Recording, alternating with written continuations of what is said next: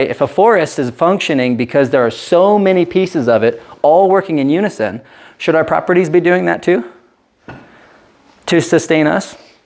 So what if your chickens were being fed from the rain that was on the roof, and that rain barrel inside the chicken coop was preserved from the winter so it wouldn't freeze, and then let's say that barrel was enough water through the snow melt and the rain that you never even had to refill it? Wouldn't that be cool? Free water for your chickens forever, right? Maybe just unclog the thing once in a while, right? There's some steps that we can take by just thinking about it a little bit differently and using nature as our mentor, right? Closed loop design, a really simple idea of working with nature and closing the loop is your chicken coop.